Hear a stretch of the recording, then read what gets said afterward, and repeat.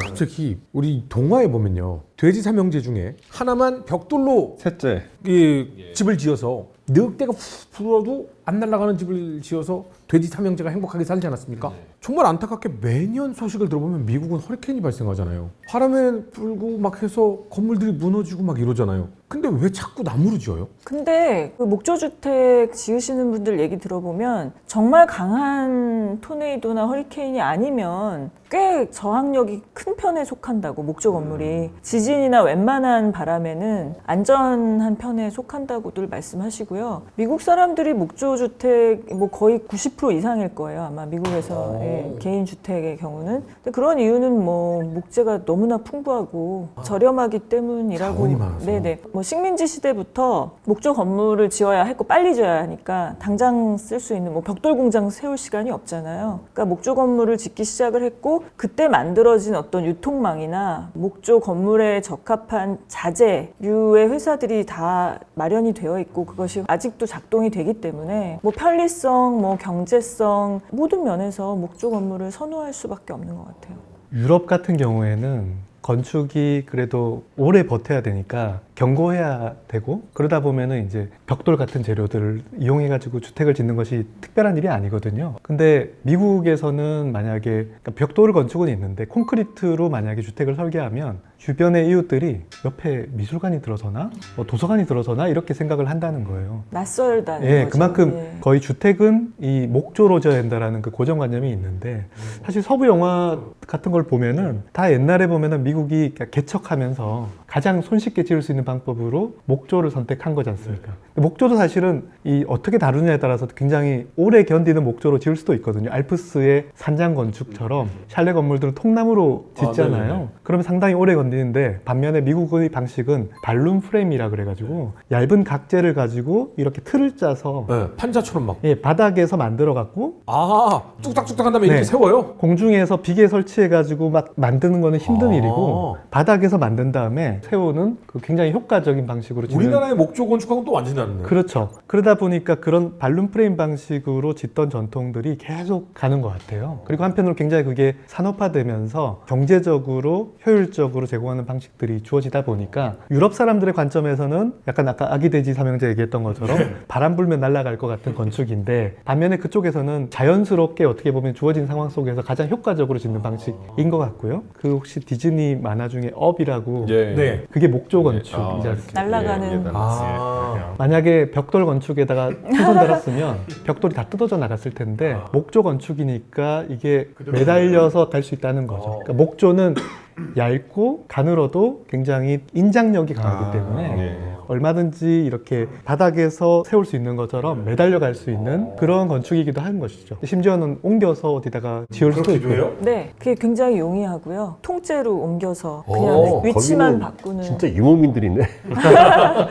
그리고 사실 구조 변경도 굉장히 쉽고. 예. 사실 우리나라 한옥들도 얼마든지 부재를 분해해가지고 옮겨서 그렇게 지을 수 있지 않습니까? 일제시대 때 뭐 경복궁에 있는 많은 건물들이 해체되어서 일본으로 옮겨져서 지어진 경우들도 많고요. 왜냐면 우리는 사실은 어떤 것을 고정하기 위해 박아놓고 틀어버리는 게 아니라 그냥 이렇게 겹쳐지게 해서 끼워 맞추는 형식이기 때문에 얼마든지 분해가 가능한 방식이라고. 물론 불에 약하다는 단점도 있긴 하지만 얼마든지 부재별로 교체가 가능하기 때문에 천년을 버티는 거죠. 그럼 약간 요즘 그 최신 기술 중에 사실은 모듈화 작업이 많이 되는데 우리는 이미 예전부터 모듈화 작업을 다 해놓은 상태네요. 네, 사실 건축의 어떤 발전에 있어서는 사람이 땅에 정주해서 살게 되면서 발전하게 되는 것이 분명히 있거든요. 그러다 보니까 땅 위에 오래 버티는 건물을 지어야 되는 그런 건축적인 목적 의식들이 생기는 거죠. 견고해야 되는데, 반면에 이제 유목민족 같은 경우에는 천막 텐트라든지 또는 게르 유르트라든지 아니면은 뭐 이글루처럼 이렇게 주변에 있는 그 어떤 재료들을 가지고 쉽게 만들고 쉽게 옮겨 다닐 수 있는 그런 방식으로 건축이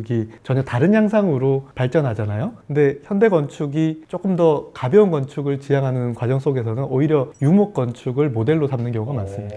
한국은 무덤을 쌓을 때 벽돌 무덤이 없어요. 왜 없냐? 근데 중국은 벽돌 무덤이 아주 많아요. 그래서 사방에 집도 다 벽돌로 짓는데 한국은 벽돌로 짓는 게 최근의 일이거든요. 초가집은 그냥 벽을 발랐지 않습니까? 우리는 주변 돌이 많기 때문에 굳이 흙으로 벽돌을 만들 필요성이 없는 거였거든요. 그런데 서기 2, 3세기 때부터 우리나라 평양 근처부터 시작해서 중국에서 온 이주민들이 벽돌로 무덤을 지어요. 그 다음에 이제 백제 있죠. 백제 문효왕릉도 무덤이 벽돌 무덤이거든요. 사실 우리나라는 사방이 다 돌인데도 굳이 양자강에서 온 장인들이 아마 동원됐겠죠. 그러니까 어떻게 본다면은 환경에 적응되는 것이 나중에는 반대로 인간들의 행동을 또 이렇게 제어하는 것이 아닌가라는 생각이 들었던 게, 저도 미국 보면은 처음에 서부개척 시대 때는 뭐 그럴 수 있겠죠. 근데 저도 살아보니까는 너무 놀란 게, 아니 이게 내가 알고 있는 그 미국 맞나? 되게 나름대로 좋은 데라고 갔는데 진짜 불면 날아갈 것 같은, 벽 치면 쿡쿡 치면 이거 넘어갈 것 같고, 그런 곳이 개인주택의 예. 한 90% 되는데 저희는 사실 흰개미가 어떻게 생겼는지 아, 모르는 네네. 분들 굉장히 많을 거예요. 근데 사실은 허리케인보다 무서운 게 개미죠. 미국 사람들 흰개미에 엄청 트라우마있죠. 갉아먹는 개미들이 출현을 해서 그 목조 주택이기 때문에 거기에 굉장히 취약하더라고요. 그러면 흰개미를 잡는 여러 가지 방법이 미국 사람들한테는 많이 공유가 돼요? 네, 뭐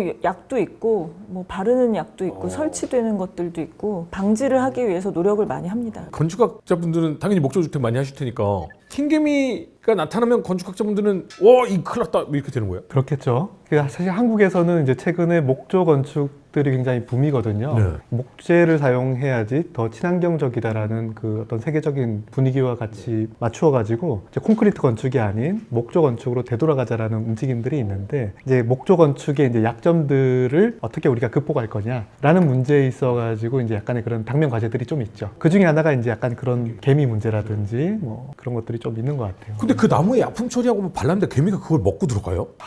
사실은 어려운 문제군요. 목조 건축뿐만 아니라 이렇게 단독 주택 지으면 어떻게든 뭐 진해라든지 막 벌레들이 다 들어오더라고요. 한국도 흰개미 때문에 대부분의 사찰들이나 목조 건축들이 심각하게 피해를 받았어요. 그래서 우리나라가 지금 조선시대 임진왜란 이전에 건물들이 거의 없거든요. 우리도 흰개미가 많아요. 그것 때문에 이제 그 보존 수리하시는 분들이 그거 되게 신경 쓰시면서 하시더라고요. 그러니까 대부분의 어떤 주거지는 어쨌건 처음에 이제 사람들이 처했었던 환경에 맞춰가지고 그 재료나 구조가 선택이 되는 것 같고요. 그래서 일반적으로 이제 고대 이집트나 고대 이제 메소포타미아 근동 지역에서는 그러니까 벽돌을 쓰는데, 이거는 근데 그냥 진흙 벽돌이에요. 네. 굽지 않아요. 그냥 근데 칠해서. 예, 그냥 어도비. 근데 그 이유가 여러 가지가 있죠. 흙은 뭐 강가에 있으니까 되게 쉽게 구할 수 있고, 특히 이집트 같은 경우 한 가지 부족한 자연 자원이 있는데 그게 나무거든요. 근데 구우려면 나무가 필요해요. 근데 여긴 또 굽지 않아도 햇살은 좋기 때문에 그냥 말려도 어느 정도 경도가 나오고, 그렇게 해서 이제 그걸로 보통 주거지를 짓고, 또 근데 이렇다 보니까 고고학 유적들 뭐 저쪽 근동이나 이집트에서 나타나는 그 특유의 고고학 유적들이 텔이라고 하는 유적이거든요. 텔, 그러니까 언덕 유적인데, 요거는 그냥 사람들이 이제 살다가 떠나요. 그럼 이게 폐기가 되겠죠. 다음 세대에 또 사람들이 이거 이주를 해요. 그럼 이 사람들이 그걸 다 치우는 게 아니라 그냥 다 무너뜨려요. 무너뜨리고 판판이 다져가지고 다시 세웁니다. 그러니까 이게 계속 뭐 수천 년이 지나면은 몇십 미터 높이로 올라가게 올라가네요. 되죠. 그래서 실제로도 텔이 언덕이란 뜻인데 이런 형태의 유적들이 많이 나타나죠. 이거 무너뜨리고 치우는 게 아니라 그 위에 또 짓고 왜냐면 그 위에 또 짓고. 어차피 흙이니까 다지기만 하면은 바닥면이 딱 완성이 되거든요. 이집트에서 이제 나무가 굉장히 부족했기 때문에, 예를 들면은 볼트, 돔을 만들 때도 나무를 가지고 넉넉하게 홍해틀을 만들어서 그다음 그 위에다가 이렇게 석재나 뭐 흙으로 만든 벽돌을 쌓을 수가 없는 거죠. 왜냐하면 나무가 너무 귀하니까. 그러니까 그런 지역들이 대부분 보면은 이렇게 홍해틀 없이 쌓을 수 있는 돔 방법들을 발명을 한 경우들이 많습니다. 그래서 이렇게 보통 계단식으로 쌓는 경우들이 많이 있었어요. 그 고구려 고분 나온 말각조 정도 그 같은 원리가 되겠군요. 나무가 없는. 반면에 이제 유럽 같은 경우에는 목재가 풍부하다 보니까 아치나 뭐 돔을 만들 때는 항상 목재로 홍해틀을 만들어서 쌓는 그런 전통들이 있었죠.